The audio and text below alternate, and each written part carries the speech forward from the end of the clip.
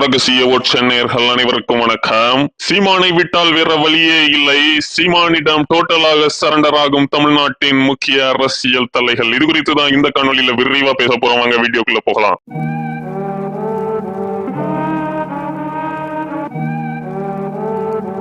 தமிழ்நாட்டு அரசியல் களம் பல்வேறு வினோதங்கள் நிறைந்ததா இருந்தது. நம்ம கடந்த 30-40 ஆண்டுகளாக இந்த அரசியலை கவனித்திருந்தா தெரியும். அந்த அளவுக்கு அரசியல்ல எதுனாலும் எப்பனாலும் நடக்கலாம் அப்படிங்கறதுதான் உண்மை.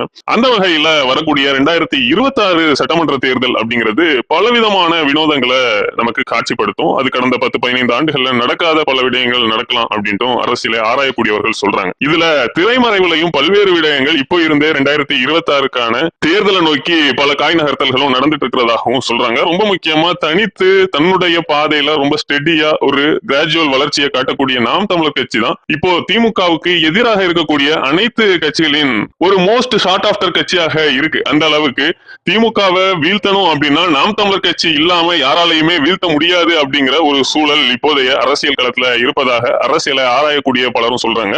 அந்த அளவுக்கு ஒரு கருத்தியல் ரீதியாக தன்னுடைய வாக்கு வங்கியை நாம் தமிழர் கட்சி பில்டப் பண்ணிருக்கு. பிற கட்சிகள் மாதிரி எடுத்தோம் கவுத்தோன்ட்டு எந்த ஒரு கருத்தியலும் இல்லாம நாங்க ஊழலை ஒழிக்க போறோம் அதை ஒழிக்க போறோம்ட்டு வரக்கூடிய கட்சிகளுக்கு ஒரு தேர்தல இருந்து இன்னொரு தேர்தலில் வாக்கு வங்கி காணாம போகலாம். ஆனா நாம் தமிழர் கட்சியை பொறுத்தவரை தொடக்கத்துல இருந்தே அவர்கள் மிகப்பெரிய அளவு தமிழ் தேசிய கருத்தியலை முன்னிறுத்தி வளரும் காரணத்தினால் அவர்களுடைய அந்த 8.5% வாக்குமே தமிழ் தேசியத்துக்காக ஒன்றிணைந்த ஒரு வாக்குகளா பார்க்கப்படுது. அது சீமான் அவர்கள் கை காட்டக்கூடிய டைரக்ஷன்ல தான் நிச்சயமாக வாக்களிக்கும் அப்படிங்கிறது தான் அரசியலை அறிந்தவர்கள் சொல்லக்கூடிய செய்தியா இருக்கு. இப்படிப்பட்ட ஒரு சூழல்ல நாம் தமிழர் கட்சியின் உதவி இல்லாம திமுகவை ஆட்சி அரியணையிலிருந்து அகற்றுவது அப்படிங்கிறது ஒரு பகல் கனவாக தான் இருக்கு. அதன் காரணமாகவே திமுகவை எதிர்த்து திமுகவை வீழ்த்தணும் அப்படின்ட்டு எண்ணத்தில் இருக்கக்கூடிய முக்கியமான அரசியல் கட்சிகளின் தலைமைகள் அனைத்துமே திரைமறைவுல சீமான் அவர்களிடம் சரண்டர் ஆவதாக சொல்லப்படுது.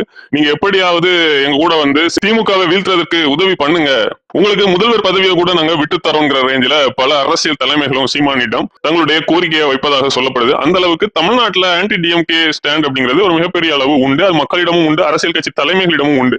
சோ திமுகவுக்கு எதிரான ஒரு ஒற்றை புள்ளியில பல கட்சிகள் இணைந்து திமுகவை வீழ்த்தினா அது நிச்சயமாகவே அடுத்த ஒரு 10-15 ஆண்டுகளுக்கு திமுக இந்த தமிழ்நாட்டு அரசியல் களத்துல கோலோச்ச முடியாம போகும். அந்த எண்ணத்திலையும் பல அரசியல் தலைவர்கள் சீமானிடம் வந்து கெஞ்சுவதாக சொல்லப்படுது திரைமறைவுல.